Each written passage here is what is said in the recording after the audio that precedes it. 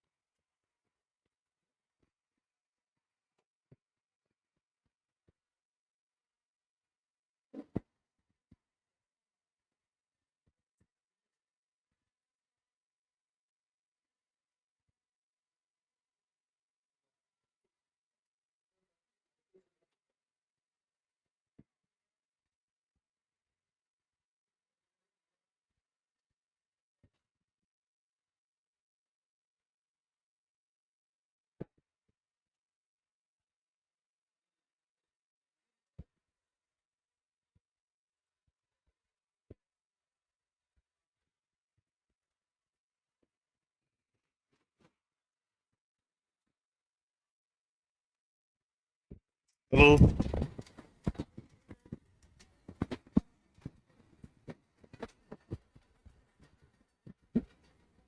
चलो भी बच्चों,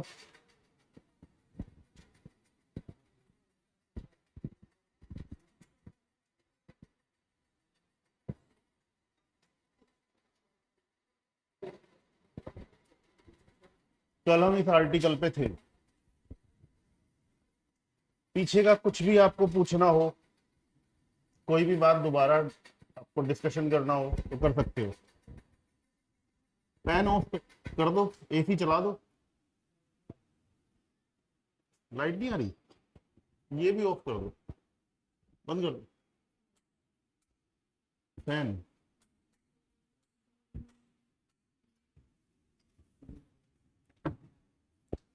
ये खोल दो विंडो।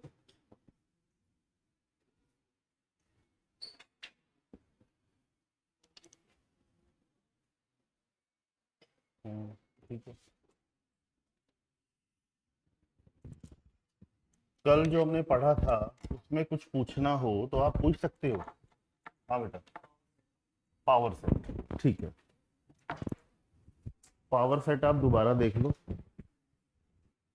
पावर सेट क्या था बेटा? आप ऐसे समझो कि आपके पास एक सेट ए है, उसमें कुछ एलिमेंट है, मान लीजिए ए और बी।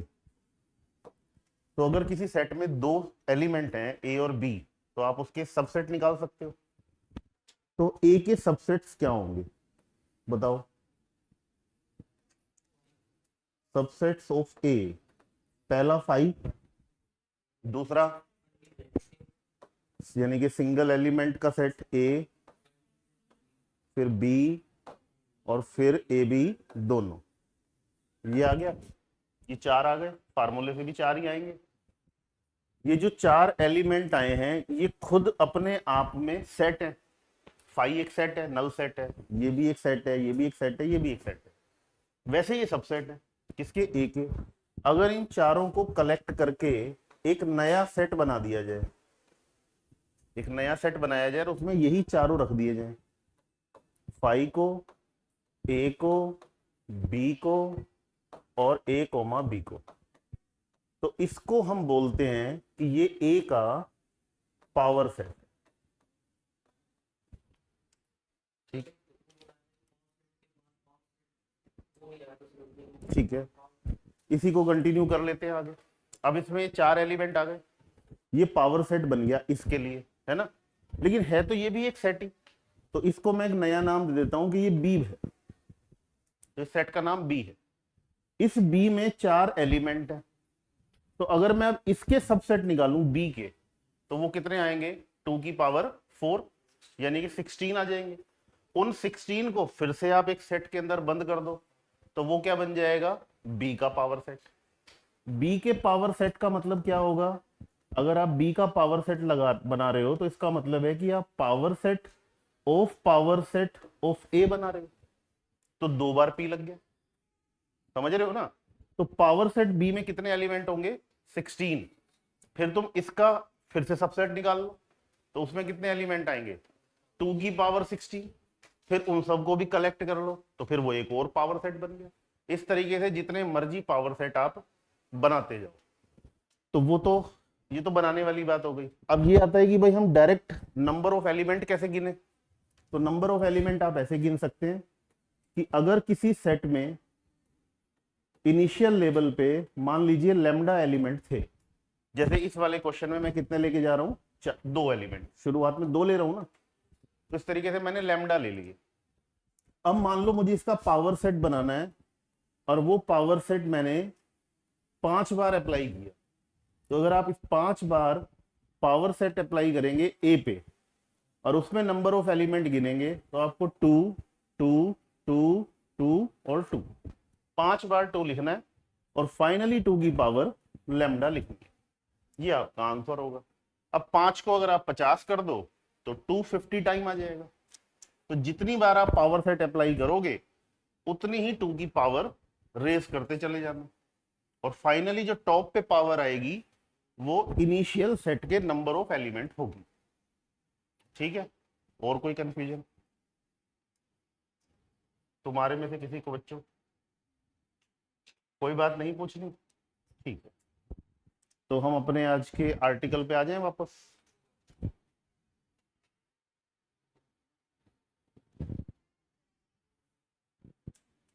तो हमारा सबसे पहला आर्टिकल क्या था, जो कल हमने स्टार्ट तो कर ही लिया था, यूनियन। तो यूनियन ऑफ 2 सेट्स, तो इसको डिटेल में पढ़ते हैं। हमें यूनियन निकालना है 2 सेट का।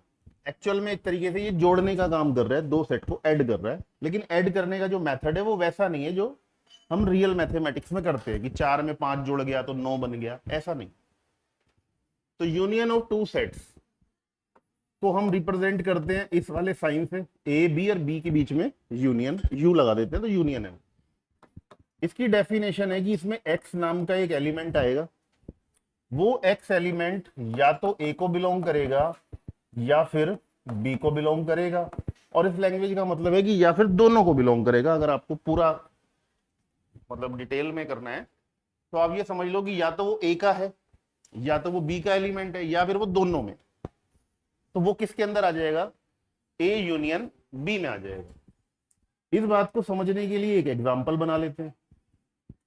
तो मान लीजिए ए में A B C D 4 element है, और बी में C D E F 4 element है। तो मुझे अगर ए यूनियन बी लेना है तो एक तरीके से मुझे सुपर सेट लेना है, ए और बी का सुपर सेट, मतलब एक ऐसा सेट जिसके अंदर ए के भी सारे एलिमेंट हो और बी के भी सारे एलिमेंट हो। कोई भी एलिमेंट मिस नहीं होना चाहिए और कोई भी एलिमेंट रिपीट नहीं होना चाहिए। जैसे कि सी डी इसमें भी है और सी डी इसमें भी है, तो आप 2 बार सी डी नहीं लेंगे, लेंगे तो एक ही बार। तो आपके पास आएगा ए बी सी डी ई और एफ। यहां तक बात समझ में आ गई? ठीक है, ये यूनियन का बेसिक प्रोसीजर है कि भाई यूनियन ऐसे निकलता है। अगर कोई बच्चा कहे कि मैं इसमें कुछ और ऐड कर लूं क्या, तो जवाब है नहीं, आप ऐड नहीं कर सकते, ये फिक्स है। ये यूनिवर्सल की तरह काम नहीं करेगा। यूनिवर्सल में तो आप चाहें तो यहाँ पे कुछ एक एलिमेंट और जोड़ लें तो फर्क नहीं पड़ता, लेकिन यूनियन में फर्क पड़ता है। यूनियन तो एग्जैक्ट वही आएगा जो सेट आपको पता है। इतनी एक पॉइंट क्लियर हो गया, ये तो डेफिनेशन हो गई। अब इस पे कुछ छोटी छोटी बातें हैं जो हमें समझनी है। जैसे कि पहली बात, इस चीज को हम पिक्चर के हिसाब से कैसे देखें, क्या हमारे पास कोई और मेथड है इसको समझने का? बिल्कुल है। सेट थ्योरी में अगर 2 सेट का क्वेश्चन है या 3 सेट का क्वेश्चन है तो आप सर्कल की मदद लोगे। सर्कल बनाओ, ये सेट को रिप्रेजेंट करेगा। लेकिन अगर 3 से ज्यादा एलिमेंट सेट आ जाए, 4 आ जाए, 5 आ जाए, 10 सेट आ जाए, तो 10 सेट में फिर सर्कल की थ्योरी आपको ढंग से दिखेगी नहीं। तो मान लीजिए कोई कहता है मेरे पास 10 सेट हैं और इनकी पिक्चर बना के दिखा, तो वो मैं सर्कल के हिसाब से बनाऊंगा तो आप समझ नहीं पाओगे, तो वहां पे फिर मैं दूसरा मेथड यूज करूंगा। ठीक है, लेकिन अगर दो सेट है, 3 सेट है, 4 सेट है, 4 तक भी सर्कल बन जाते हैं। तो यूनियन दिखाने के लिए हमने ये ए सेट लिया, ए के अंदर एलिमेंट है ए बी सी डी, ए यहां लिखा, बी यहां लिखा, सी यहां लिखा और डी यहां लिखा। फिर एक सेट और है सी डी ई, सी डी ई में सी और डी तो ए से कॉमन है, बस ई ही डिफरेंट है। तो हम एक सेट एक और बनाएंगे सर्कल जो इसको इंटरसेक्ट कर रहा होगा, ताकि हम ये दिखा पाए कि सी और डी तो हमारे कॉमन एलिमेंट है। और बचेंगे क्या हमारे पास, ई और एफ। ये हमारे पास कौन है, बी है। तो ए यूनियन बी का मीनिंग है ये वाला पोर्शन, ये वाला पोर्शन और ये वाला पोर्शन। इन तीनों पोर्शन को क्लब करके जो रिजल्ट आएगा उसको ए यूनियन बी बोला जाएगा। ये एक बहुत ही स्ट्रॉन्ग टूल है डिफिकल्ट क्वेश्चन को सॉल्व करने का। अभी आएंगे न्यूमेरिकल तो आपको दिखाई देगा। तो हम कोई फार्मूला नहीं लगाएंगे, हम सर्कल बनाएंगे और वहीं से ही ऑब्जर्व करेंगे कि आंसर क्या होना चाहिए। तो दोबारा सुन लो, एक सेट ए है जिसमें 4 एलिमेंट है ए बी सी डी। तो ए बी ये बना दिए, सी डी ये बना दिए, क्योंकि सी डी बी के साथ क्या थे, कॉमन थे। जो बी में बचे ई और एफ वो अलग लिख दिए। तो टोटल ये 6 एलिमेंट है। इन तीनों पोर्शन को क्लब कर दो तो आपको क्या मिल जाएगा, ए यूनियन बी। अब दूसरा पॉइंट इस पे क्या है, दूसरा पॉइंट, दो सेट का यूनियन, जैसे कि हमने ए यूनियन बी किया, तो ये एग्जैक्ट बराबर होता है अगर आप बी यूनियन ए कर दें। यानी कि यूनियन को इस बात से कोई फर्क नहीं पड़ता कि आप उनके ऑर्डर को चेंज कर रहे हो या कि नहीं कर रहे हो। इसको मैथमेटिक्स में नाम दिया जाता है कॉम्यूटेटिव। ये नाम आप याद रखें तो अच्छी बात है, नहीं याद रखते हैं तो कोई बहुत बड़ा इशू नहीं है, लेकिन याद रहेगा तो ठीक है, क्योंकि ये बार बार रिपीट होगा। आगे मैट्रिक्स पढ़ोगे वहां भी आएगा, डिटर्मिनेंट में आएगा, कई जगह आएगी ये थ्योरी। कॉम्यूटेटिव लॉ है ये कि अगर हम सीक्वेंस को चेंज कर दें तो कोई इफेक्ट यूनियन पे नहीं पड़ता। तीसरा पॉइंट, अगर हम ए का यूनियन फाई के साथ करें तो फाई में तो कोई एलिमेंट है ही नहीं, तो ए यूनियन फाई वापस क्या मिलेगा, ए। फोर्थ पॉइंट, अगर हम ए का यूनियन ए के साथ कर दें वापस ए मिलेगा। अगर ए का यूनियन यूनिवर्सल सेट के साथ कर दें, क्वेश्चन में जो यूनिवर्सल सेट होगा वो ए से तो बड़ा ही होगा, क्योंकि यूनिवर्सल की डेफिनेशन कहती है कि जिसके ऊपर तुम डिस्कशन कर रहे हो उससे बड़ा एक सेट बना लो, उसे यूनिवर्सल बोलते हैं। तो ए और यूनिवर्सल में यूनिवर्सल ए से तो बड़ा है, पक्की बात है, मतलब ए के सारे एलिमेंट यूनिवर्सल में हैं। तो जब आप यूनियन करोगे तो ए के तो सारे एलिमेंट इसके अंदर आ गए, तो आपका फाइनल आंसर क्या हुआ, यूनिवर्सल सेट। क्लियर है बात। तो ये कुछ छोटी छोटी बातें हैं जो आपको पता होनी चाहिए। अब इसके अलावा आगे बढ़ते हैं। 6 पॉइंट में हम डिस्कशन करते हैं कि क्या ये सारी थ्योरी सिर्फ 2 सेट के लिए ही एप्लीकेबल है या 3 के लिए भी है। तो रिजल्ट मिलता है कि भाई 3 क्या, तुम 3000 ले लो, कोई फर्क नहीं पड़ता, सेम यही थ्योरी रिपीट हो जाएगी। अगर आपके पास 3 सेट हैं, मान लीजिए ए में ए और बी है, बी में बी सी डी है, और एक सेट और ले लेते हैं सी, जिसके अंदर मान लेते हैं 1 2 एंड 3, ये ले लेते हैं। तो आप चेंज कर सकते हो नेचर एलिमेंट्स का, उसमें मैं अल्फाबेट ले रहा हूं, इसमें 1 2 3 ले रहा हूं, तो इस बात से कोई फर्क नहीं पड़ता यूनियन को इस बात से कोई मतलब नहीं है। तो अगर आप A union B union C निकालेंगे तो आपको क्या मिलेगा, पहले सेट के दोनों एलिमेंट ए बी, बी में बी सी डी है तो बी तो आ चुका है, तो सी डी, और सी में 1 2 3। अगर इस बात को ग्राफिकली देखें तो कैसे देखेंगे, एक सेट ए हुआ, ये ए है, इसमें 2 एलिमेंट हैं ए और बी, ए मैंने यहां लिख लिया, बी मैंने यहां लिख लिया। जो दूसरा सेट बी है उसमें है बी सी डी, तो बी तो कॉमन है, तो इन दोनों में इंटरसेक्शन होगा और बी कॉमन होगा। लेकिन जो मेरा थर्ड वाला सेट है उसका कोई भी एलिमेंट इनके साथ कॉमन नहीं है, तो आप उसको अलग से बनाएंगे, यानी कि सेपरेटली ऐसे दिखाएंगे सी सेट, जिसके अंदर एलिमेंट हैं 1 2 और 3। समझ गए आप। इस पूरे सेट को अगर मैं एक बॉक्स में बंद कर दूं, इस बॉक्स में बंद कर दूं, तो ये पूरा बॉक्स कहलाता है यूनिवर्सल सेट। समझ रहे हो? और यूनिवर्सल सेट की खास बात है कि जिस सेट के ऊपर डिस्कशन हो रहा था वो उनसे बड़ा होना चाहिए। तो बड़ा होना चाहिए, तो अगर मैं इन तीनों का यूनियन ले लूं तो वो इन तीनों से बड़ा हो जाएगा। तो यूनिवर्सल सेट यूनियन हो सकता है और यूनियन से भी बड़ा हो सकता है। तो अगर मैं इसके अंदर कहूं कि यूनिवर्सल में P भी था और Q भी था, तो ये एलिमेंट मुझे इन सर्कल से बाहर लिखने पड़ेंगे। यानी कि अब अगर मैं यूनिवर्सल बनाऊं तो ये तो पूरा आएगा ही आएगा, साथ में P और Q भी आ जाएंगे। इस पूरे डायग्राम को मैथमेटिक्स में बोला जाता है वेन डायग्राम।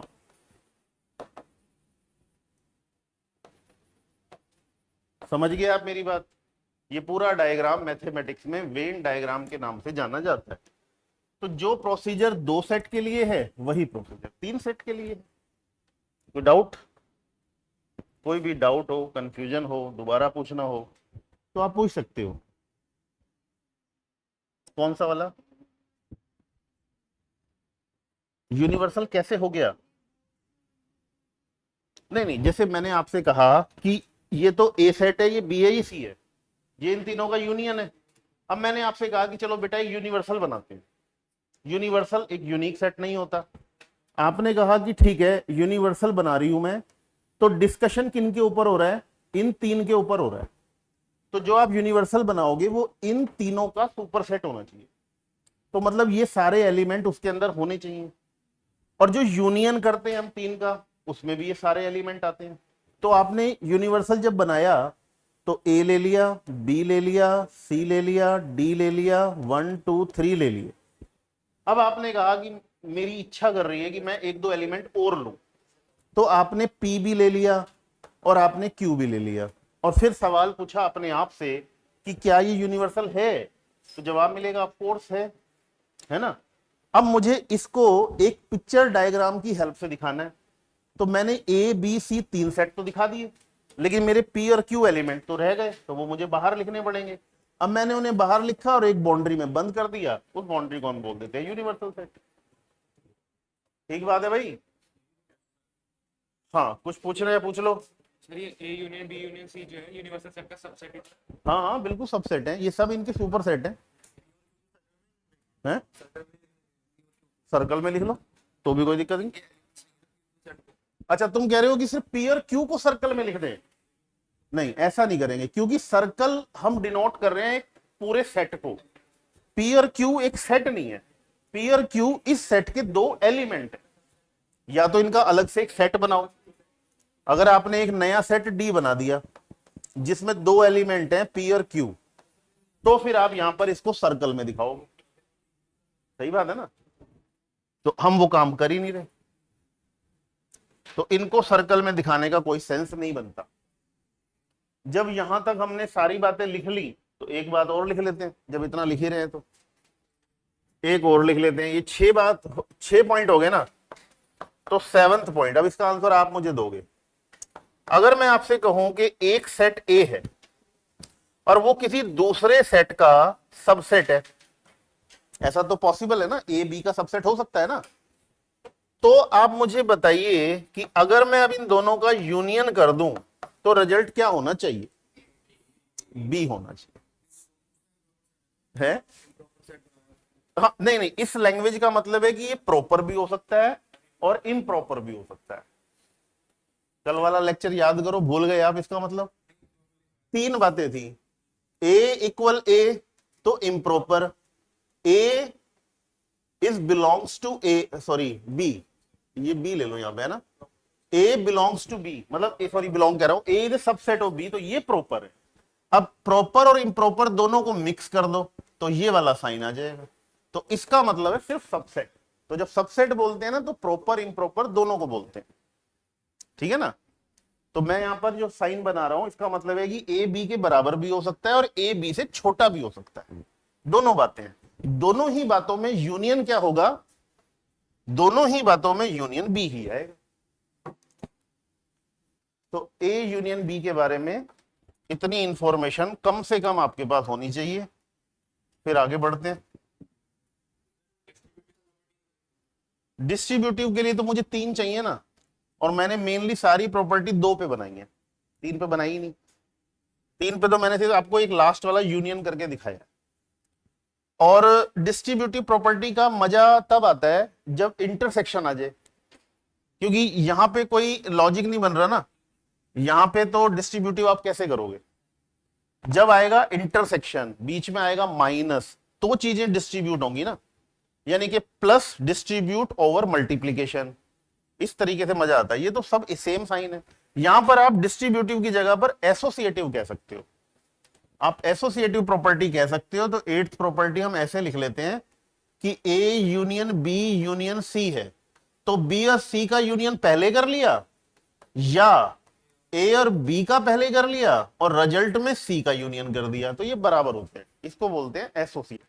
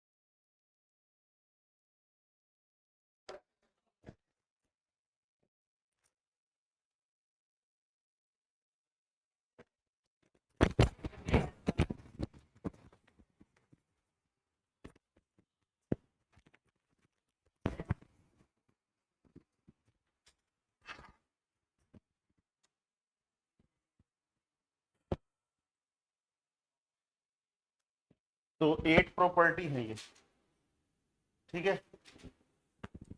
अब इसके बाद अभी हम नंबर ऑफ एलिमेंट वाली बात नहीं कर रहे हैं, वो बाद में कर लेंगे। नंबर ऑफ एलिमेंट कैसे गिने ए यूनियन बी में, तो वो वेन डायग्राम से इजीली गिना जाएगा, लेकिन वो बाद में करेंगे, पहले ये सारी डेफिनेशन लिख लें। तो दूसरी लिखो अब,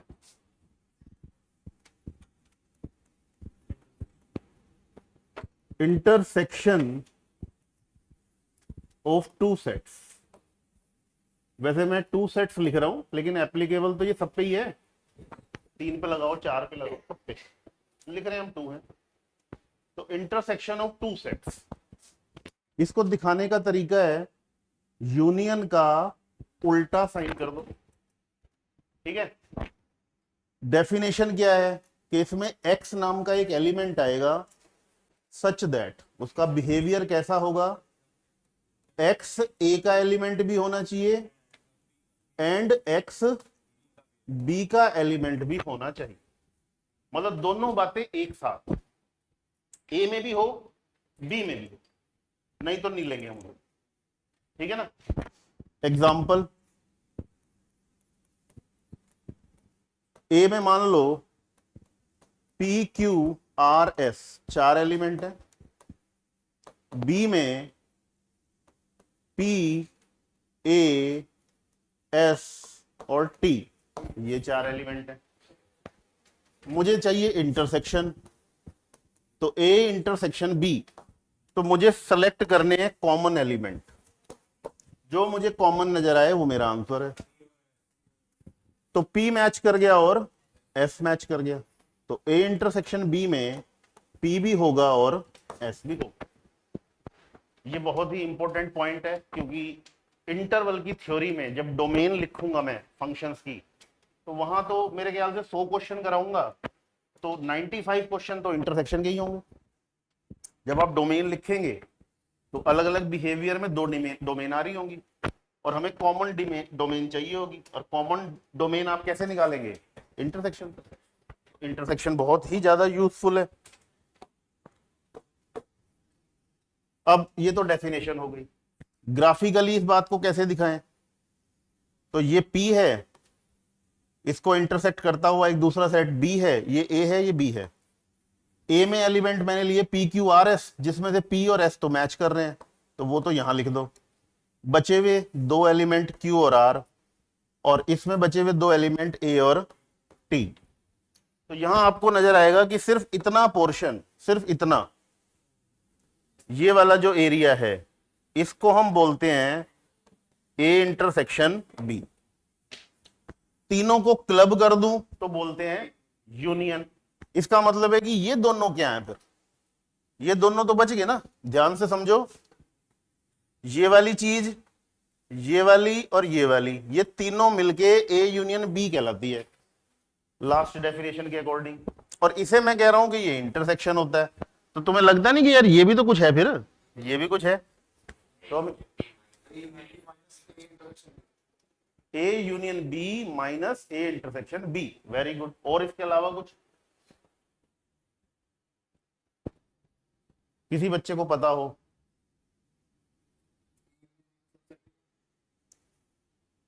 मैं आपको ये समझाने के लिए एक एग्जांपल देना चाहूंगा, उससे शायद ज्यादा क्लियर हो जाएगा। हमारे सामने मैथमेटिक्स में कुछ ऐसी सिचुएशन आएंगी, जैसे वो मुझे ये कहेगा कि 50 बच्चे क्लास में ऐसे थे जो हिंदी पढ़ते थे और इंग्लिश भी पढ़ते थे। यानी कि 50 बच्चे ऐसे हैं जो हिंदी इंग्लिश दोनों पढ़ते हैं, लेकिन इन 50 में से 20 बच्चे ऐसे हैं जो सिर्फ हिंदी पढ़ते हैं, सिर्फ यानी कि ओनली हिंदी पढ़ते हैं। तो जब हम यूनियन की बात करते हैं ना, यूनियन की, इसका मतलब होता है हिंदी पढ़ने वाले भी, इंग्लिश पढ़ने वाले भी, सब, है ना। इंटरसेक्शन का मतलब होता है एग्जैक्ट दोनों पढ़ने वाले, जो दोनों सब्जेक्ट पढ़ते हो। भाई मेरे सामने आप सब बैठे, मैं मान लेता हूं 30 स्टूडेंट बैठे, तो मैंने ये कहा कि ये सब बच्चे जो हैं वो फिजिक्स भी पढ़ते हैं और केमिस्ट्री भी पढ़ते हैं, ये बोल दिया मैंने। अब मुझे ये तो नहीं पता ना कि इनमें से कितने बच्चे, मतलब सभी फिजिक्स केमिस्ट्री पढ़ते हैं, मतलब मुझे एग्जैक्ट नहीं पता कि हो सकता है कि 20 बच्चे सिर्फ फिजिक्स ही फिजिक्स पढ़ते हो पूरे पूरे दिन, और 10 बच्चे पूरे पूरे दिन केमिस्ट्री पढ़ते हो। लेकिन मेरे पास फिलहाल डेटा ये है कि ये 30 बच्चे जो सामने बैठे हैं ये फिजिक्स भी पढ़ते हैं और केमिस्ट्री भी पढ़ते हैं। समझ रहे हो ना। तो अगर मैं ये कहूं कि फिजिक्स पढ़ते हैं या केमिस्ट्री पढ़ते हैं, ऐसे कह लो और ज्यादा क्लियर कर लो और लगा लो बीच में, ये 30 बच्चे हैं ये फिजिक्स भी पढ़ते हैं और केमिस्ट्री भी पढ़ते हैं, तो वो तो बता रहा है यूनियन। और अब मैं अगर क्लियर कर दूं कि भाई इनमें से 5 बच्चे ऐसे हैं जो दोनों सब्जेक्ट डेली पढ़ते हैं, डेली 5 बच्चे फिजिक्स भी 2 घंटे पढ़ते हैं, केमिस्ट्री भी 2 घंटे पढ़ते हैं, तो वो बता रहा है इंटरसेक्शन। और अगर मैं ये कह दूं कि इनमें से 10 बच्चे ऐसे हैं जो पूरा पूरा दिन बैठ के सिर्फ फिजिक्स ही पढ़ते हैं, वो केमिस्ट्री को हाथ ही नहीं लगाते, बेशक उनके पास केमिस्ट्री सब्जेक्ट है, उसके बावजूद ही वो फिजिक्स ही पढ़ते हैं, तो ये वाले एरिए ओनली को बताते हैं कि ये ओनली फिजिक्स पढ़ रहा है, ये ओनली केमिस्ट्री पढ़ रहा है, ये वो बच्चे हैं जो दोनों पढ़ रहे हैं, और ये टोटल बताता है कि या तो ये पढ़ रहा है या तो ये पढ़ रहा है। समझ पा रहे हो मेरी बात? समझ रहे हो? वेन डायग्राम में 4 एरिया हैं, 4 एरिया में से 2 एरिया बिल्कुल एग्जैक्ट फिगर बताएंगे आपको कि भाई ये यही काम करता है और कुछ नहीं करता। इंटरसेक्शन ये बताता है कि दोनों काम करते हैं, और यूनियन बताता है कि ये वाला काम भी करता है और ये वाला काम भी करता है। समझ रहे हो? बाकी आगे क्वेश्चन आएंगे और क्लियर हो जाएगा। तो ये इंटरसेक्शन का मीनिंग है। अब इसके ऊपर कुछ प्रॉपर्टी लिख लो। फर्स्ट, ए इंटरसेक्शन बी जो होता है वो बी इंटरसेक्शन ए के बराबर होता है, यानी कि ये भी कॉम्यूटेटिव है। आप ए का बी के साथ इंटरसेक्शन करो या बी का ए के साथ करो, इस बात में कोई फर्क नहीं पड़ने वाला। दूसरा, अगर ए का इंटरसेक्शन नल सेट के साथ किया जाए तो मुझे इंटरसेक्शन का मतलब है कॉमन, तो फाइव में तो कुछ है ही नहीं, तो कॉमन कहां से आ जाएगा? तो क्या हो गया ये फाइव। अगर ए का इंटरसेक्शन ए के साथ ही किया जाए तो दोनों में सेम एलिमेंट होंगे, तो ए ही आ जाएगा। अगर ए का इंटरसेक्शन यूनिवर्सल के साथ किया जाए तो ए और यूनिवर्सल में कॉमन एलिमेंट ए ही है। अगर ए किसी बी का सबसेट है देन ए इंटरसेक्शन बी क्या होना चाहिए? ए होना चाहिए। शाबाश। 6, अगर कभी ऐसा हो जाए कि आप 2 सेट का इंटरसेक्शन निकालें और वो 5 आ जाए, क्या ये पॉसिबल है? बिल्कुल पॉसिबल है। क्या 2 सेट ऐसे नहीं बन सकते जिनका इंटरसेक्शन 5 हो? हाँ, ये वाला तो स्पेशल केस हो ही गया। मान लो ये वाला केस नहीं भी है, इसमें 1 2 3 बैठा है, इसमें 5 6 7 बैठा है, तो भी तो इंटरसेक्शन क्या है? 5 है। उस केस में इनका एक स्पेशल नाम है, बताओ क्या नाम होता है? Then A and B are said to be. किसी बच्चे को नाम पता है? Said to be. किसी बच्चे ने कभी नाम सुना है कि हमने इंटरसेक्शन निकाला, वो तो यार 5 आ रहा था? तो वहां पर ए और बी को एक नाम से बुलाते हैं, जैसे नल सेट को 5 बोलते हैं ना, ये 5 है जी, एम्प्टी सेट 5 होता है। ऐसे ही अगर इंटरसेक्शन 5 आ जाए, कुछ भी कॉमन ना हो, तो ए और बी का नाम है said to be disjoint set. इस नाम को याद रखा जाए, क्योंकि कई बार जेई में क्या होता है कि वो आपको नाम से बताएगा कि मेरे पास ए और बी 2 डिसजॉइंट सेट। अब आपको वहां पे डिसजॉइंट का मीनिंग अगर नहीं पता होगा तो आप ये समझ ही नहीं पाओगे कि डिसजॉइंट है तो 5 होगा इंटरसेक्शन। ठीक है, समझ में आ गई बात? तो ये डिसजॉइंट सेट है। आगे जब प्रोबेबिलिटी का चैप्टर पढ़ोगे तो वहां पे इसका बहुत यूज होगा, और ये 2 तरीके से इस्तेमाल किया जाएगा, एक म्यूचुअली एक्सक्लूसिव इवेंट में और एक इंडिपेंडेंट इवेंट में।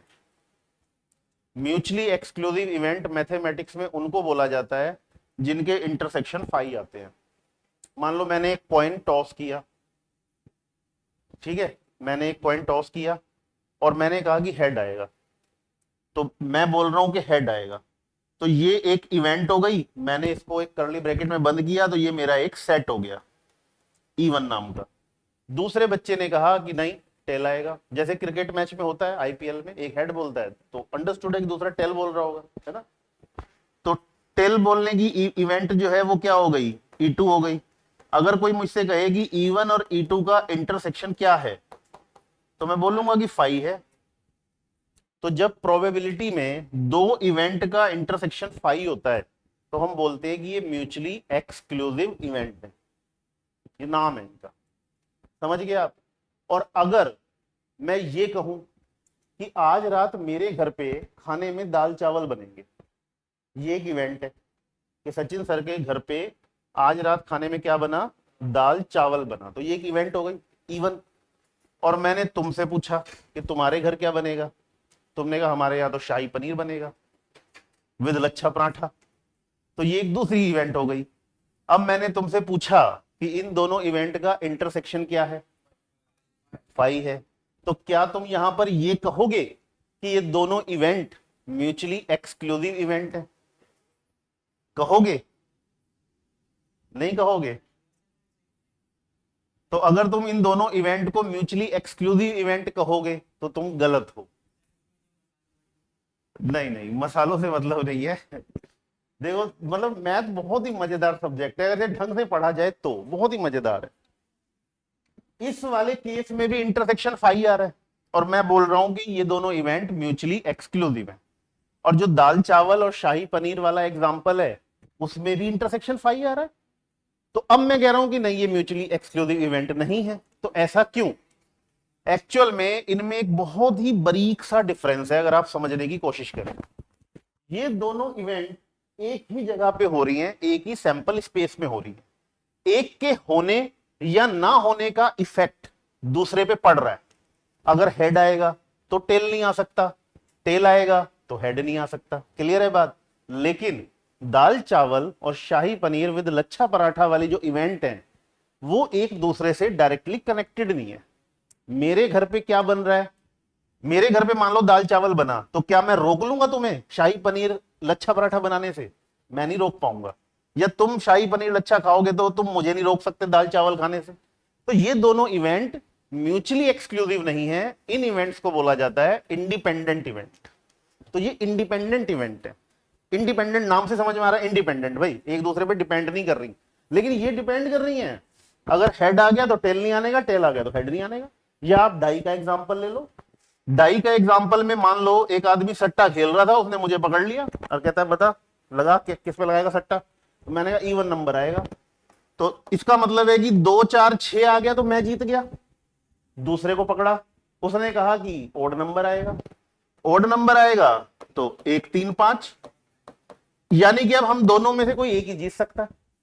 अगर इवन आ गया तो ओड नहीं आ सकता, ओड आ गया तो इवन नहीं आ सकता।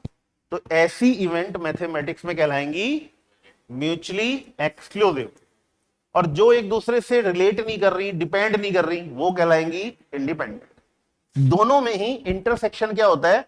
फाई। यहां से हमें एक चीज और सीखने को मिली। इसका मतलब यह है कि मैथमेटिक्स में सिर्फ फार्मूलों पे भरोसा करना तो बेवकूफी है। अगर किसी बच्चे को यह बता दिया जाए कि भाई म्यूचुअली एक्सक्लूसिव में भी फाई होता है और बेटा इंडिपेंडेंट में भी फाई हो जाता है, तो वो तो पूरी जिंदगी कंफ्यूज रहेगा कि मैं कहां म्यूचुअली एक्सक्लूसिव समझूं और कहां पे इंडिपेंडेंट समझूं, क्योंकि दोनों में रिजल्ट क्या है? फाई। तो डेफिनेशन को बहुत ध्यान से पढ़ना पड़ता है। इसीलिए तुम्हें डेफिनेशन लिखवाई जा रही है कि ए इंटरसेक्शन बी का मतलब है कि एक्स ए में भी होना चाहिए और बी में भी होना चाहिए। इस बात को आप ध्यान रखें। तो डिसजॉइंट सेट के बाद में अब हम डिस्ट्रीब्यूटिव प्रॉपर्टी का भी जिक्र कर सकते हैं और एसोसिएटिव का तो कर ही सकते हैं। एसोसिएटिव का मतलब है कि मेरे पास 3 इवेंट है, ए बी और सी। इन 3 इवेंट में अगर मैं ए और बी का इंटरसेक्शन पहले लूं और बाद में सी का इंटरसेक्शन लूं, या मैं बी और सी का इंटरसेक्शन पहले ले लूं और बाद में जो भी रिजल्ट है उसका ए के साथ इंटरसेक्शन ले लूं, तो आंसर दोनों कंडीशन में क्या होगा? सेम।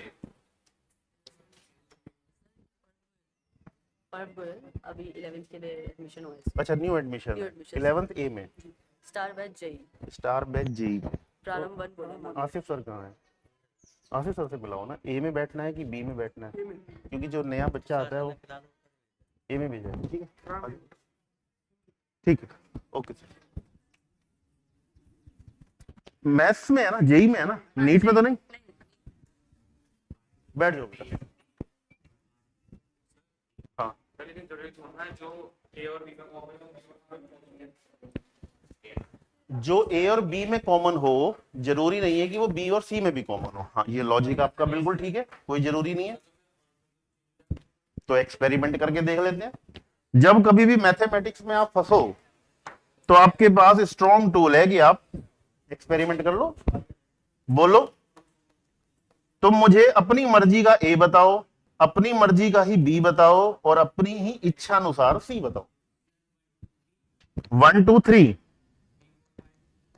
1 2 3 3 4 5 एंड 5 6 7। ठीक है, पहले हम लेफ्ट हैंड साइड कर लेते हैं। तो ए इंटरसेक्शन बी कितना हुआ? दोनों में कॉमन क्या है? ओनली 3। और अब इसका इंटरसेक्शन मुझे सी के साथ देखना है, तो ए बी का इंटरसेक्शन इंटरसेक्शन सी करो भाई, कुछ भी कॉमन नहीं है, दैट मीन्स 5। अब बी और सी का पहले देख लेते हैं। बी और सी का इंटरसेक्शन क्या है? 5। अब बी और सी का इंटरसेक्शन ए के साथ देख लो आप, तो आपको वापस क्या मिला? 5। तो हर कंडीशन में प्रॉपर्टी सही है। क्यों सही है? उसका लॉजिक है। क्योंकि अगर मैं इस बात को फिगर के अकॉर्डिंग देखूं तो ज्यादा अच्छे से समझ पाऊंगा। एक्चुअल में हो क्या रहा है कि ये सेट ए है, फिर ए और बी में कुछ कॉमन है तो वो मैंने यहां लिया। फिर क्या ए में और सी में कुछ कॉमन है? नहीं, कुछ भी कॉमन नहीं है। बी और सी में कुछ कॉमन है 5। और तीनों में कुछ कॉमन है क्या? तीनों में कुछ भी कॉमन नहीं है। नहीं है ना, तीनों का रिजल्ट तो 5 आ रहा है। तो जो मेरा सी बनेगा वो इस तरीके से नहीं बन सकता। ये नहीं बनने वाला फिगर बना रहा हूं, ऐसे नहीं बन सकता। क्यों? क्योंकि सी का कुछ कॉमन ही नहीं है। तो हम इसको कैसे बनाएंगे फिर? तो इसको थोड़ा सा मॉडिफाई कर लेता हूं। ए ऐसे, ये ऐसे हुआ, और जो सी होगा वो ऐसे जाएगा, ये ऐसे। समझ पा रहे हो? ऐसे छोटा छोटा फिगर बना है।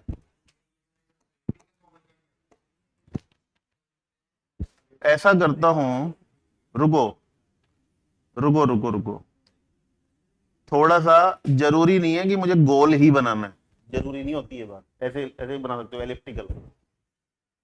और ये हो गया जी एलिप्टिकल बी, ये हो गया ए और ये हो गया बी। पहले ए और बी को निपटाओ आप। ए और बी में क्या कॉमन है?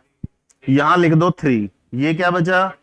1 और 2। और इसमें क्या बचा? 4 और 5। अब सी और बी में 5 कॉमन है, तो 5 के साथ एक सर्कल ऐसे बना लो, बस ये बन गया। अब तुम्हारे पास बचा क्या? 6 7। समझ पा रहे हो? तो ग्राफिकली आप देख सकते हो कि ये चीज क्या दिखा रही है?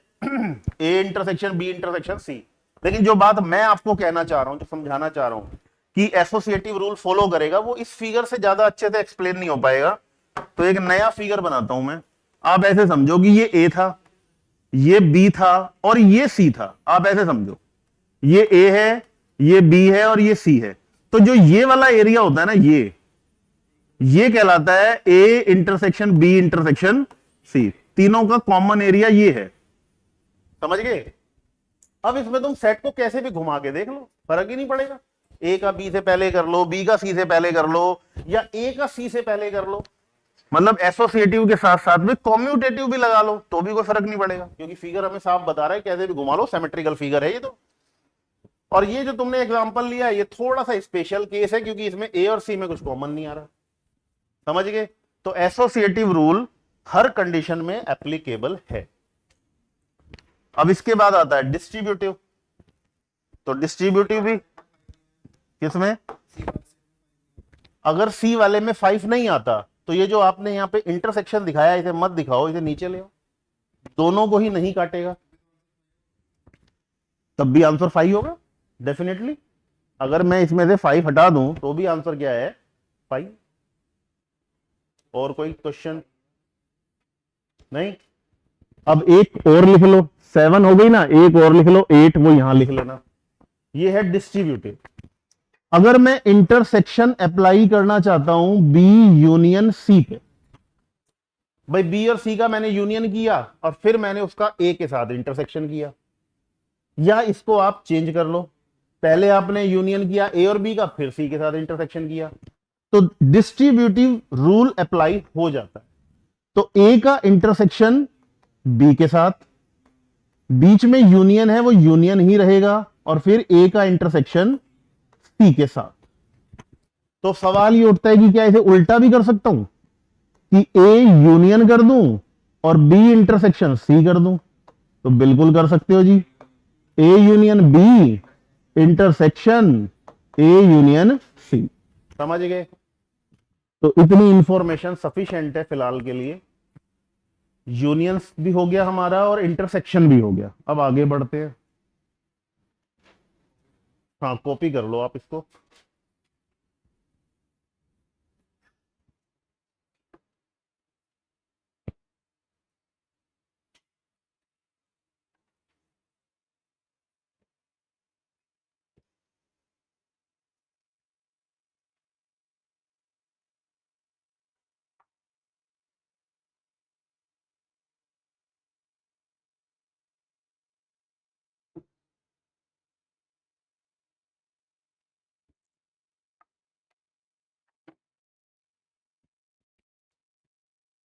आपका क्या नाम है बेटा?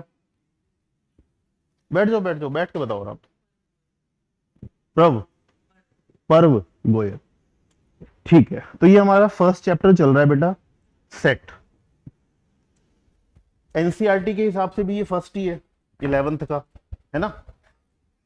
और हम इस चैप्टर में मतलब बहुत कुछ पढ़ेंगे। ये बहुत ही बेसिक चैप्टर है, एक सिंपल सा चैप्टर है, ज्यादा डिफिकल्ट भी नहीं है, इजीली समझ में भी आ जाता है। लेकिन हम इसमें बहुत चीजें पढ़ने वाले हैं, मतलब एक सेट सेट नहीं पढ़ेंगे हम इसमें, सेट भी पढ़ेंगे।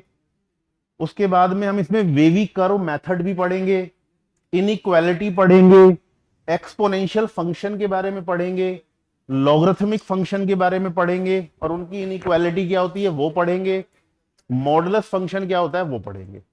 इतनी चीजें हम बेसिक मैथ में पहले कवर करेंगे, उसके बाद में शुरू करेंगे। ठीक है, आज थर्ड लेक्चर है। कल वाले लेक्चर, परसों जो लेक्चर हुआ था, फर्स्ट डे जो लेक्चर हुआ था, वो बहुत ज्यादा मतलब मेरे ख्याल से फुल लेक्चर नहीं हो पाया था, क्योंकि उस दिन ओरिएंटेशन था बच्चों का। तो मेरे ख्याल से 15-20 मिनट की या 25 मिनट की क्लास हुई थी। सिंपल सी डेफिनेशन थी उसमें, जो आपको रिकॉर्डिंग मिल जाएंगी। जो कल लेक्चर हुआ है उसकी रिकॉर्डिंग भी मिल जाएंगी, और जो आज हो रहा है इसकी भी मिल जाएंगी। यहां से आप कोशिश करो, ये अभी मैं सेकंड पॉइंट पे हूं, इंटरसेक्शन ऑफ टू सेट पे। अब इसके बाद जो मैं कराऊंगा वहां से फोकस करना। ठीक है, रिकॉर्डिंग कहाँ से मिलेंगी? मैं काशिफ सर को बोल दूंगा, वो अरेंज करा देंगे आपके लिए। ठीक है,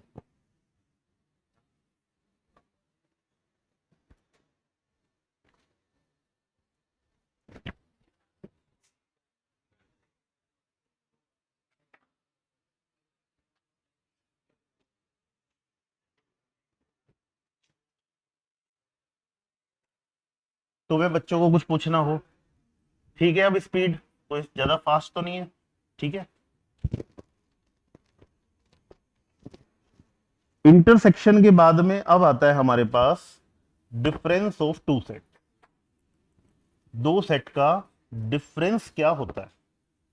वैसे तो मैं आपको बताऊं, डिफरेंस यही है, ये जो लिखा हुआ है ना, ये जो मैं तुम्हें कह रहा था ओनली ए, मतलब ये तो कंप्लीट ए है, कंप्लीट ए बोलेंगे इसको। और ये इसको क्या बोलेंगे? ओनली ए। इस ओनली ए को हम बोलते हैं ए माइनस बी, और इसको बोलते हैं ओनली बी, तो ये होगा बी माइनस ए।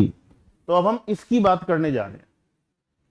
तो ये मैंने तुम्हें पहले इसलिए बता दिया क्योंकि मैं जब इसकी डेफिनेशन लिखूंगा तो मैं आपसे सवाल करूंगा कि इसकी जर्नल डेफिनेशन बना के बताओ मुझे। तो आप सोच लो, आपके पास 2-4 मिनट का टाइम है कि जर्नल डेफिनेशन कैसे लिखी जाएगी ए माइनस बी की। जैसे हमने इंटरसेक्शन की लिखी है, यूनियन की लिखी है, ऐसे ही हम जर्नल डेफिनेशन अब ए माइनस बी की भी तो लिखेंगे। हाँ, शाबाश। एक्स ए को बिलोंग करना चाहिए लेकिन एक्स बी को बिलोंग नहीं करना चाहिए। ठीक है,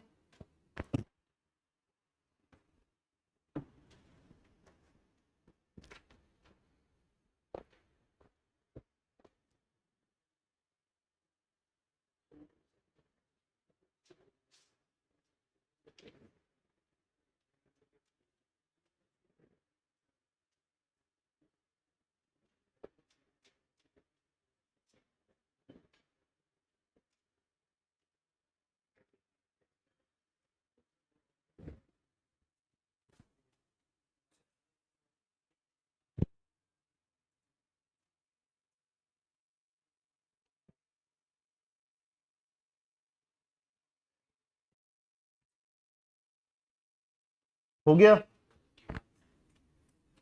लिख लिया भाई बच्चों।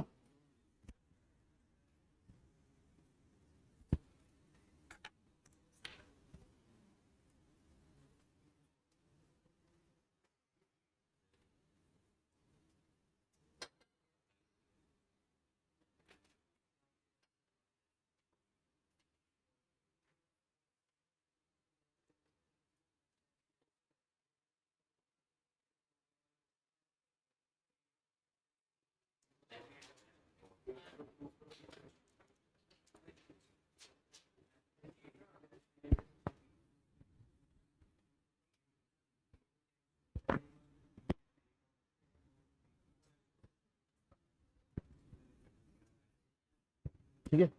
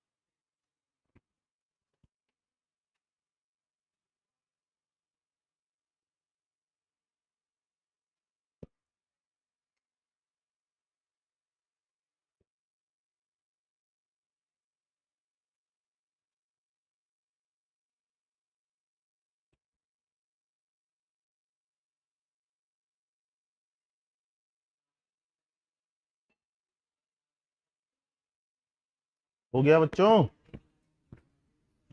ठीक है।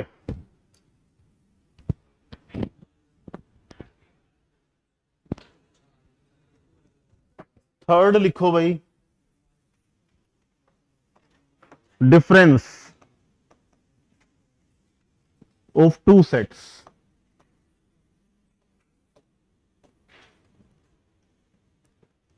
डिफरेंस को हम कैसे दिखाएंगे? ए बी और बीच में लाएंगे माइनस का साइन, जो हम नॉर्मल मैथमेटिक्स में करते हैं। लेकिन माइनस का मतलब ये कतई नहीं है कि एक में 4 बैठा था, एक में 3 बैठा था एलिमेंट, और आपने 4 - 3 करके 1 लिख दिया, वो नहीं, वैसे नहीं है।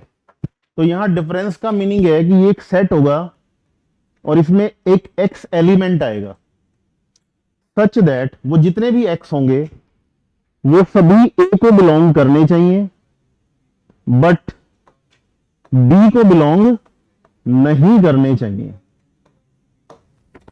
यानी कि एक्स ए में है, अगर है तो a - b में आ जाएगा, लेकिन शर्त यह है कि वही वाला वही वाला x जो a में था वो उस टाइम पे b में नहीं होना चाहिए था। जैसे a में मान लो 1 और 3 है, b में 3 और 4 है, तो a में तो 1 और 3 दोनों है ना, तो आप 3 नहीं ले सकते। क्यों? क्योंकि 3 b में भी है, तो 3 आपको छोड़ना पड़ेगा। तो यूं समझ लो कि कॉमन एलिमेंट छोड़ना पड़ेगा, आप ऐसे समझ लो। तो आप a में से इंटरसेक्शन माइनस कर दो, यूं समझ लो। तो इसी लैंग्वेज को हम ऐसे भी लिख सकते हैं कि a minus a intersection b, आप ऐसे भी लिख सकते हैं। लेकिन ये लिखना सेंसलेस है। क्यों सेंसलेस है? क्योंकि हम आपको डिफरेंस ही सिखा रहे हैं और डिफरेंस में ही डेफिनेशन लिख रहे हैं, तो कोई लॉजिक नहीं बनता ना मैथमेटिक्स का। वो कहेगा कि पहले डिफरेंस तो समझाओ बच्चों को कि डिफरेंस होता क्या है, और तुमने वही बात डिफरेंस की फॉर्म में दोबारा लिख दी। इसीलिए मैं इसको लिखने से अवॉइड करता हूं। इसको हम क्या करेंगे, बाद में प्रॉपर्टी में लिख लेंगे, क्योंकि तब तक हमें डिफरेंस समझ में आ चुका होगा। ठीक है, तो a माइनस बी की बेसिक डेफिनेशन ये है। तो अब इसको एग्जांपल की हेल्प से थोड़ा और समझ लेते हैं। मान लो a है 1 3 और b है 3 4। तो जब आप a माइनस बी लिखेंगे तो आप कॉमन एलिमेंट छोड़ देंगे और जो a में बच गया है वही आपका आंसर है। इसका मतलब तो ये है कि अगर मैं a माइनस बी निकाल सकता हूं तो फिर तो मैं b माइनस ए भी निकाल सकता हूं। तो इसी के पैरेलल में हम b माइनस ए की डेफिनेशन भी अब लिख लेंगे। तो b माइनस ए का मतलब है कि इसमें x नाम का एलिमेंट आएगा, वो b को बिलोंग करना चाहिए लेकिन वो a को बिलोंग नहीं करना चाहिए। इसका मतलब ये है कि अगर मैं यहां से b माइनस ए निकालूं तो कॉमन एलिमेंट 3 छोड़ने के बाद b में क्या बचा, 4। वही मेरा आंसर है। उम्मीद है कि बात समझ में आ गई होगी। ये तो बहुत ही सिंपल सी बात है। ठीक हो गया। ग्राफिकली अभी देखते हैं हम इसको। अब हम इस पे छोटी छोटी प्रॉपर्टी बनाते हैं जो हमें खुद ही दिखेंगी, रटने की जरूरत ही नहीं है। तुमने देखा कि a माइनस बी अलग है और b माइनस ए अलग है, तो यहां से मैं ये कह सकता हूं ना कि a minus B is not equal to b minus A. लेकिन दोनों में ही एक एक एलिमेंट है, तो क्या मैं ये बात बोल सकता हूं कि a माइनस बी और b माइनस ए हमेशा इक्विवेलेंट सेट होंगे? हमेशा भी बोला है मैंने, ऑलवेज इक्विवेलेंट सेट होंगे नहीं। क्यों? क्योंकि ये तो पर्टिकुलर एग्जांपल में तुक्का बैठ गया हमारा कि दोनों में एक एक आ गया। अब मान लो मैं यहां b में 4 के साथ 5 और ले लूं तो a माइनस बी तो यही रहेगा, लेकिन b माइनस ए 4,5 हो जाएगा। तो ना ये इक्विवेलेंट होते हैं और ना ही ये इक्वल होते हैं। किसी किसी केस में हो भी सकते हैं, जैसे कि मान लो कोई इत्तेफाक ऐसा बैठ जाए कि a माइनस बी भी 5 आ जाए और b माइनस ए भी 5 आ जाए। जब कुछ भी कॉमन नहीं होगा तो दोनों 5 आएंगे, तो दोनों उस टाइम पे इक्वल हो जाएंगे। लेकिन in general language a minus B is not equal to b minus A. इत्तेफाक मैथमेटिक्स में होते रहते हैं, तो बराबर भी आ सकते हैं। सेकंड प्रॉपर्टी क्या होगी? अगर a में से a को ही माइनस कर दिया जाए तो दिमाग लगा के बताओ कि आंसर क्या? a में से a को ही माइनस कर दिया जाए तो डेफिनेशन के हिसाब से, अच्छा आप आंसर दे रहे हो a, सोच समझ के आंसर दे रहे हो आप। हाँ तो आप जो भी लॉजिक है वो तो बाद की बात है। आंसर क्या लिखूं? ए लिखूं आंसर? भाई ऊपर वाली डेफिनेशन क्या कह रही है कि a माइनस बी का मतलब है x a में होना चाहिए, b में नहीं होना चाहिए। a माइनस ए का मतलब है x a में होना चाहिए लेकिन x a में नहीं होना चाहिए। x a में होना चाहिए लेकिन x a में नहीं होना चाहिए। ये क्या बात होगी? तो कंट्राडिक्ट हो गया मामला। या तो यूं समझ लो या यूं समझ लो कि a माइनस ए का मतलब है कि दोनों के कॉमन एलिमेंट छोड़ दो। तो a और a में तो सारा कुछ ही कॉमन है, तो फिर सब कुछ ही छूट गया, तो बचा क्या? 5। तो a माइनस ए क्या होता है? 5। a माइनस 5 क्या होगा? a, शाबाश। फोर्थ, a माइनस यूनिवर्सल क्या होगा?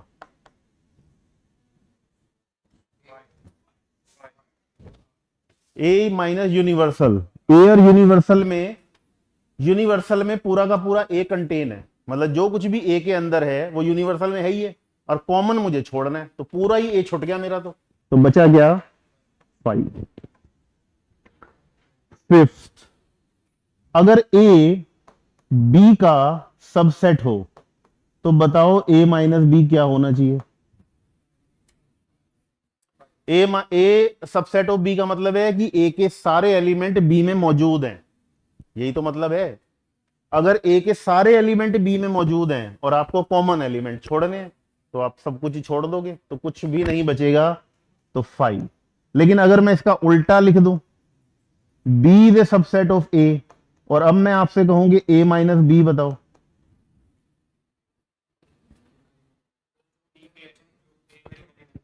a का सबसेट है, मतलब b का हर एलिमेंट a के अंदर है और आपको a माइनस बी निकालना है। तो a माइनस बी निकालने का मतलब है b पूरा छोड़ दोगे, लेकिन क्योंकि a b का सुपर सेट है तो कुछ ना कुछ बच भी सकता है और हो सकता है कि ना भी बचे। दोनों ही बातें हैं, हो सकता है कि बच जाए और हो सकता है कि ना बचे। ना बचे तो आंसर 5, और अगर बच गया तो वो यहां लिखना पड़ेगा। लेकिन क्योंकि हमारे पास a और b तो है नहीं, तो हमें क्या पता क्या बचा और क्या नहीं बचा। तो इस क्वेश्चन का आंसर आप फिलहाल नहीं दे सकते, लेकिन दे पाएंगे अगर आपको क्या पता चल जाए, सेट पता चल जाए। समझ गए मेरी बात? तो मैं इसका आंसर नहीं लिख रहा हूं, यहां पे डॉट डॉट करके छोड़ रहा हूं, यानी कि आंसर लिखा जा सकता है अगर हमें a और b पता हो तो। क्लियर है बात?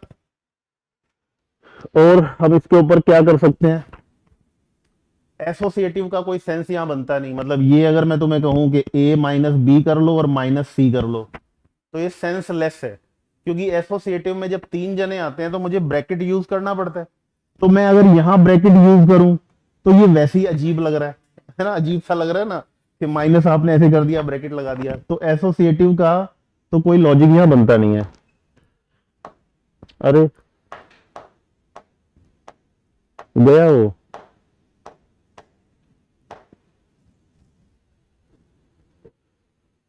अरे ए माइनस बी था ना ये तो, और ये था बी माइनस,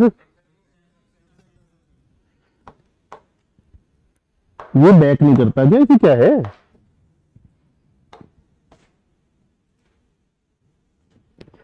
ये था कि अगर ए बी का क्या हो सबसेट, और ये था कि अगर बी ए का क्या हो सबसेट।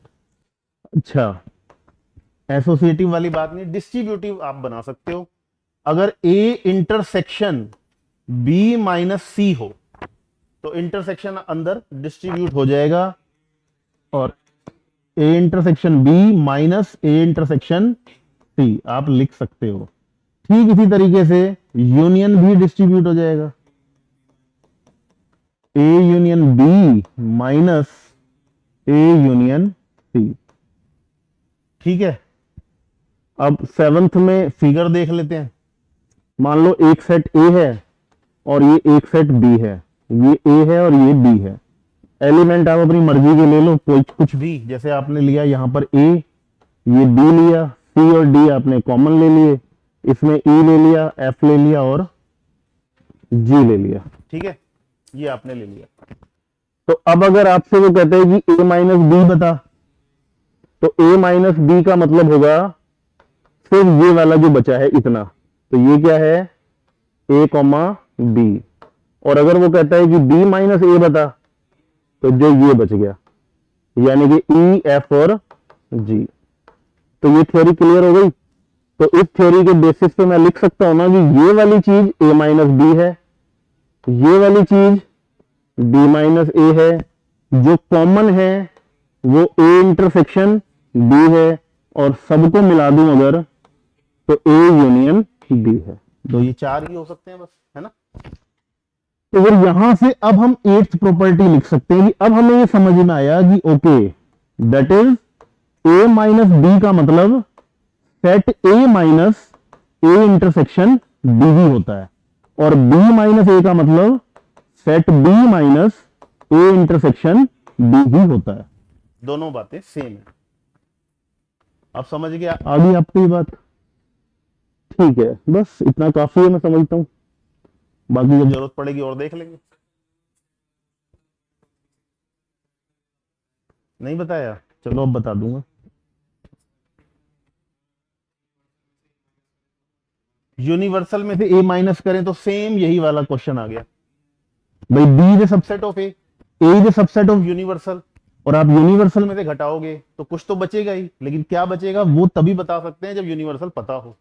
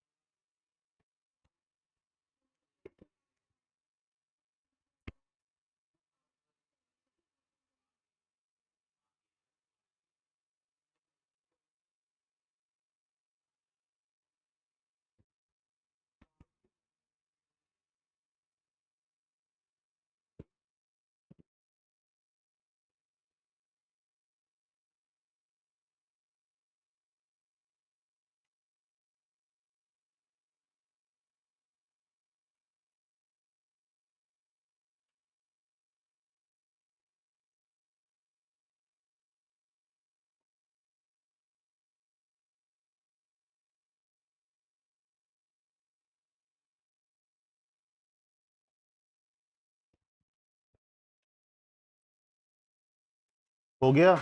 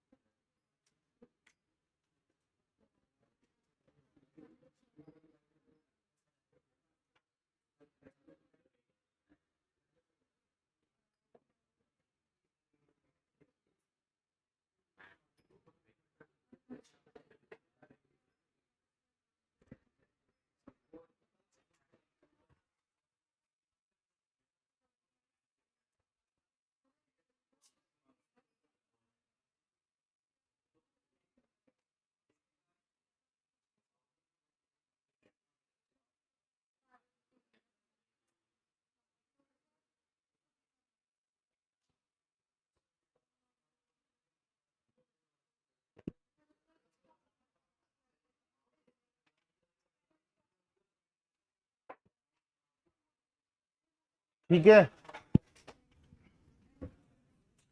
लिख ली सारी प्रॉपर्टी।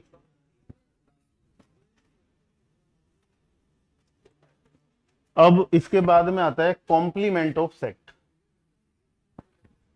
तो कॉम्प्लीमेंट वाला आई थिंक लास्ट आर्टिकल है, उसके बाद में हम कुछ फार्मूले बनाएंगे, फिर हम क्वेश्चन करेंगे। तो ये फोर्थ हुआ ना, तो फोर्थ लिख लो, कॉम्प्लीमेंट ऑफ ए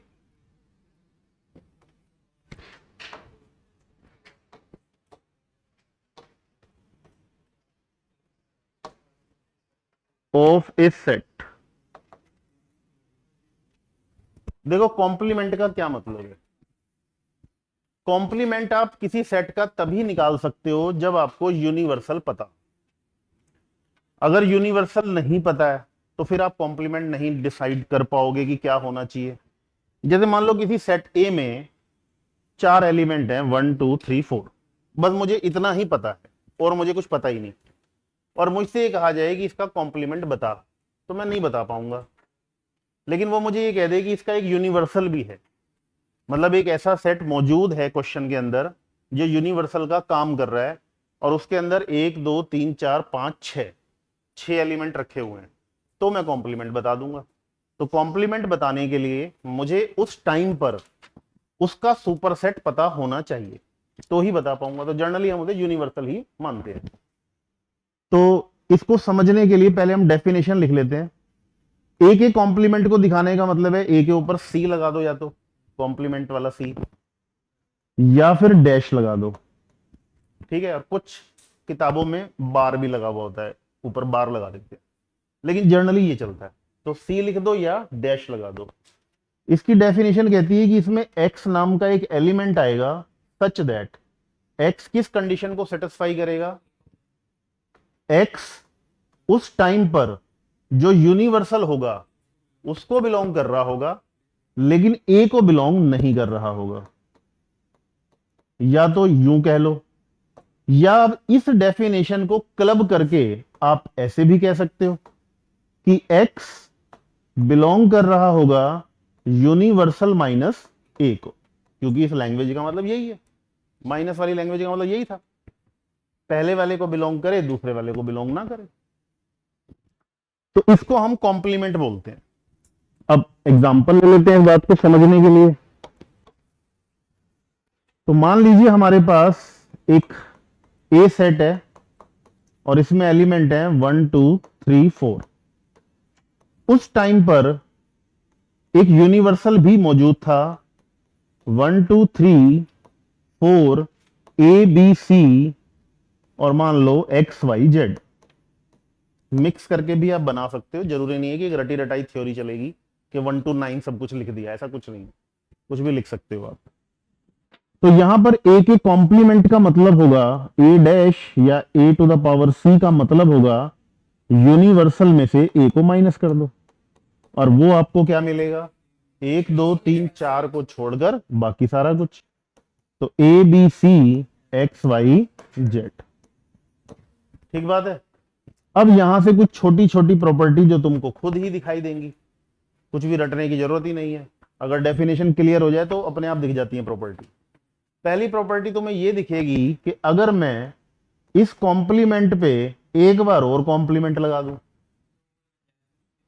कॉम्प्लीमेंट का कॉम्प्लीमेंट मतलब ये जो रिजल्ट आया है इसका कॉम्प्लीमेंट, तो इसको छोड़कर बाकी सब आ जाएगा। इसको छोड़कर किसमें से, यूनिवर्सल में से। इसको छोड़ दोगे तो कौन बचेगा, 1 2 3 4, तो वापस ए रिपीट हो गया। क्लियर है बात। दूसरा, अगर ये थ्योरी ठीक है तो फिर यूनिवर्सल का भी तो कोई कॉम्प्लीमेंट होता होगा। तो यूनिवर्सल का कॉम्प्लीमेंट क्या है, अब कॉम्प्लीमेंट की डेफिनेशन को पकड़ो। कॉम्प्लीमेंट की डेफिनेशन कहती है कि जिसका कॉम्प्लीमेंट निकालना चाहते हो उस टाइम पर उससे बड़ा एक सेट मौजूद होना चाहिए, या कम से कम उसके जितना होना चाहिए, है ना। तो यूनिवर्सल तो हम वैसे ही सबसे बड़ा मान के चलते हैं, जैसे मैथमेटिक्स में इन्फिनिटी सबसे बड़ी मानते हैं, तो इससे बड़ा हम क्या बनाएंगे। तो इसका मतलब क्या हुआ कि आप यूनिवर्सल का कॉम्प्लीमेंट निकालेंगे और क्या आंसर लिखेंगे, फाई। तो फिर अगर ये लॉजिक ठीक है तो फिर फाई का कॉम्प्लीमेंट यूनिवर्सल होना चाहिए। क्लियर है बात, सही बात है। फोर्थ, अगर ए बी का सबसेट हो जाए और वो आपसे बी का कॉम्प्लीमेंट पूछ ले,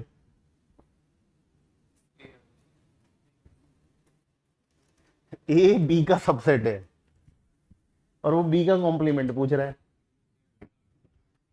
तो ए से बड़ा कौन है, बी। तो बी यहां पे यूनिवर्सल का काम कर रहा है एक तरीके से, और यूनिवर्सल अगर मौजूद है तो उसका कॉम्प्लीमेंट क्या आता है, फाइव। समझ गए।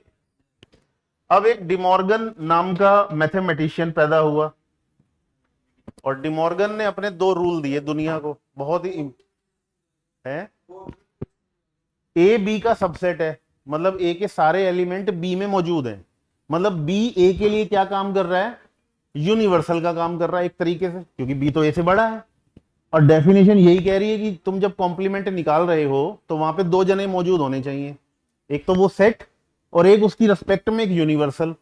तो अगर मैं इतनी ही दुनिया मान लूं मैथमेटिक्स की, तो मेरे पास दोनों चीजें हैं, सेट भी है और सेट का यूनिवर्सल भी मौजूद है। अब मैं यहां पे ये थोड़ी ना कहूंगा कि बी का भी यूनिवर्सल बना, ऐसे तो फिर ये बेल्ट कभी रुक ही नहीं सकती। अगर मैं ये यहां पे ये स्टेटमेंट दूं कि बी का यूनिवर्सल बना भाई, तो बी का यूनिवर्सल सी आ गया, फिर सी का यूनिवर्सल बना, उसका डी आ गया, तो रुकेगा ही नहीं कभी भी। तो हम इतनी ही दुनिया मान लेंगे सेट थ्योरी को कि इतना ही है बस मामला, सेट भी है, सेट का यूनिवर्सल भी है। और आप यूनिवर्सल का कॉम्प्लीमेंट पूछ रहे हो ना कि ए का, यूनिवर्सल का कॉम्प्लीमेंट पूछ रहे हो तो वो कहां भाग जाएगा, फाइव के पास। समझ रहे हो ना। तो यहां पर ये लॉजिक काम नहीं करेगा कि बी तो एक सेट था, इसका यूनिवर्सल क्यों नहीं बनाया, तो फिर तो मैं कभी निकाल ही नहीं सकता, फिर तो वो बढ़ता जाएगा। फिफ्थ, डिमॉर्गन ने क्या कहा। डिमॉर्गन के रूल बड़े यूजफुल हैं भाई सेट थ्योरी में, बहुत अच्छे अच्छे क्वेश्चन हम इसकी मदद से करेंगे, और एनसीईआरटी के तो बहुत सारे डेरिवेशन जो हैं वो डिमॉर्गन से ही होंगे। तो डिमॉर्गन ने ये कहा कि अगर ए यूनियन बी का कॉम्प्लीमेंट निकालना पड़ जाए आपको, तो ए यूनियन बी का कॉम्प्लीमेंट क्या होना चाहिए, पहले तो आप बताओ, फिर डिमॉर्गन ने क्या कहा था मैं वो बताऊंगा। आराम से सोचो समझो, ए यूनियन बी का, और यहां पे तुम कुछ और नया सेट मत सोचना, बस ए यूनियन बी ही है, उसकी रेस्पेक्ट में एक यूनिवर्सल, हाँ एक यूनिवर्सल आप सोच लो, ठीक है। ए यूनियन बी एक नया सेट सी बन गया मान लो, सी का यूनिवर्सल मौजूद है,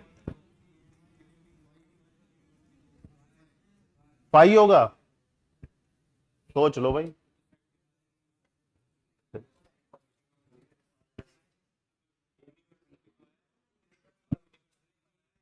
भाई ठंडे ठंडे दिमाग से सोचो, ठंडे दिमाग से, गुस्सा ना करो, आराम से सोचो।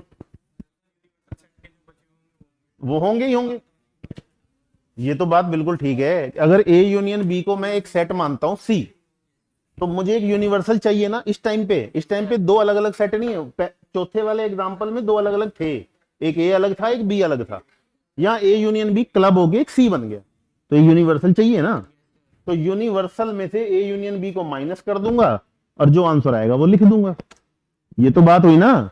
लेकिन लेकिन डिमॉर्गन ना तो तुम्हारे जैसा था और ना मेरे जैसा था, वो बुद्धिमान था वो एक्स्ट्रा ऑर्डिनरी आदमी था भाई, हम उनसे मुकाबला नहीं कर सकते। वो कुछ और ही थी, उन्हीं की वजह से दुनिया चल रही है और इतनी आगे बढ़ गई है, क्योंकि ऐसे ऐसे लोग इस धरती पे पैदा हुए हैं। डिमॉर्गन ने कहा ये तो साधारण बुद्धि हो गई कि यूनिवर्सल ले लो, उसमें से ए यूनियन बी को माइनस कर दो, तो क्या हमने नया क्या सीखा? नया क्या सीखा हमने? ये तो सिंपल सी बात है। डिमॉर्गन ने कहा कि इस क्वेश्चन का आंसर हमेशा क्या आएगा? ए का इंटरसेक्शन, ए का कॉम्प्लीमेंट इंटरसेक्शन बी का कॉम्प्लीमेंट। वो दुनिया को ये बता के गया। चाहे अब वो बात एक अलग है कि वो फाई आ रहा हो, यूनिवर्सल में से ए यूनियन बी माइनस हो रहा हो, वो एक अलग बात है, लेकिन उसने जो प्रॉपर्टी हमें समझाई वो ये बताई। अब सवाल ये है कि वो ये बात कैसे कह गया, इस बात पे चर्चा करते हैं, है ना। ये समझते हैं कि भाई ये बात कैसे कह दी उसने। भाई कोई तो तरीका उसके पास ऐसा था जो मेरे पास नहीं है या तुम्हारे दिमाग में नहीं आ रहा, कोई तो बात ऐसी वो जानता ही होगा।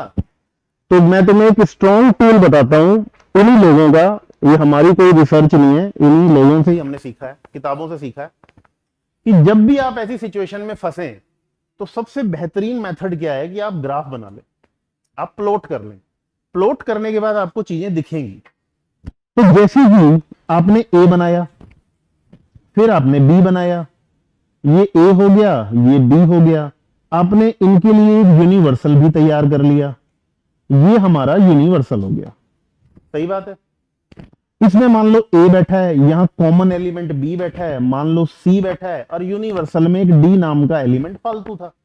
तो अगर कोई कहे कि ए यूनियन बी का कॉम्प्लीमेंट बता, तो पिक्चर में दिख रहा है ना कि अब आंसर डी है, दिख रहा है सबको, है ना।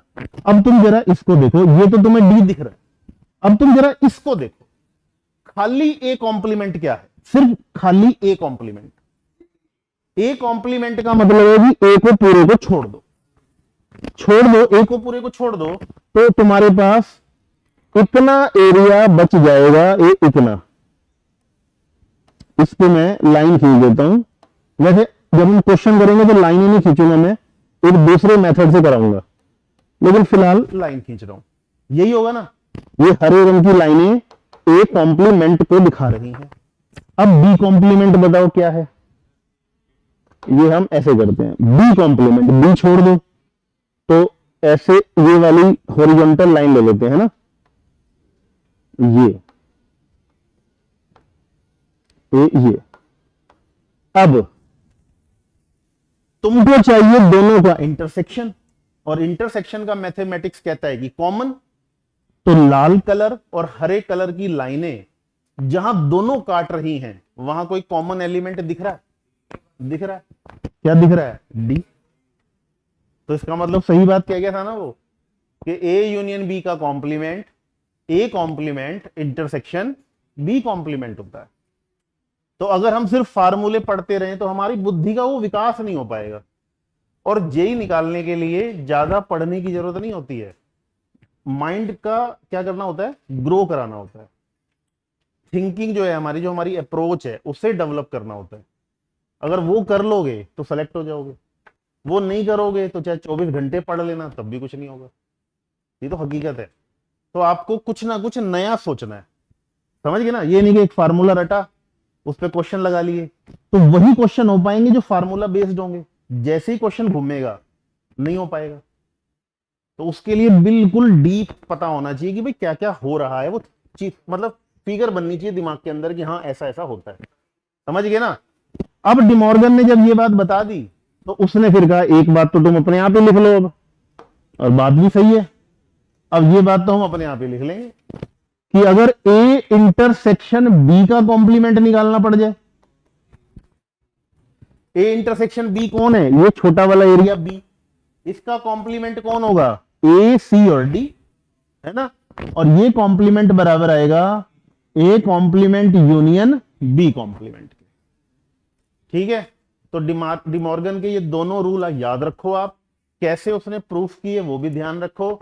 जब हम प्रैक्टिकल क्वेश्चन सॉल्व करेंगे तब हम ये लाइनों वाले मेथड को यूज नहीं करेंगे, क्योंकि इसमें तो कंफ्यूजन हो जाएगा हमें, क्योंकि ये तो छोटा क्वेश्चन है, 2 सेट है।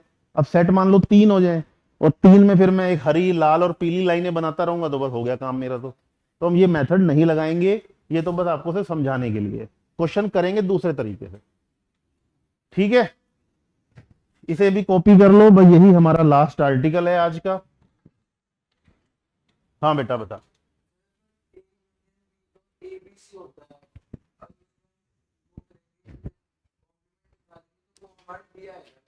हाँ तो बेटा तो फिर डी तो आ रहा है यहाँ पे, देखना ये वाली चीज आप डी कह रहे हो ना, खुद ही कह रहे हो डी है।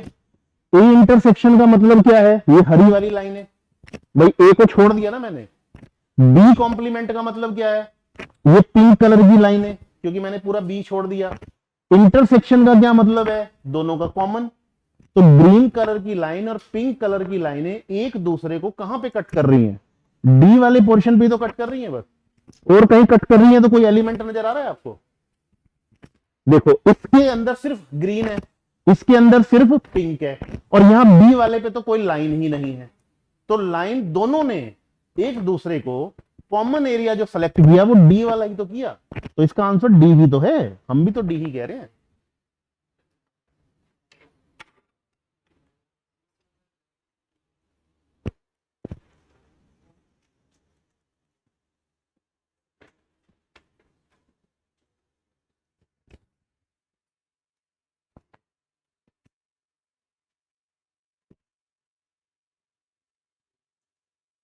सेट थ्योरी में बस हमें इतना ही पढ़ना है। वेन डायग्राम हम थोड़ा सा और पढ़ेंगे अभी, और फिर कुछ फार्मूले बनाएंगे कल की क्लास में, उसके बाद में फिर हम क्वेश्चन करेंगे। ठीक है बच्चों? हाँ एनसीईआरटी में इसके ऊपर बहुत क्वेश्चन है 11th क्लास के। आप बिल्कुल 100% आप घर जाओ और आज क्वेश्चन लगाओ। 11th क्लास में आपको बहुत एनसीईआरटी में बहुत क्वेश्चन मिलेंगे, वो तो करने ही करने हैं, वो तो अगर मैं ना भी कहूं तो भी करने हैं। जो हमारा पैकेज है उसमें भी बहुत सारे क्वेश्चन है, और उसके अलावा रोज आपके लिए ये तैयार करके लाऊंगा, इसमें मैं क्वेश्चन लाऊंगा। तो 3 तरीके से आपको क्वेश्चन मिल जाएंगे, एनसीईआरटी से, हमारे स्टडी मटेरियल से, और जो हमारी पीपीटी है इसमें। और फिर भी हमें लगता है कि यार और होने चाहिए, तो हम आपको एक्स्ट्रा शीट भी देंगे। ठीक है?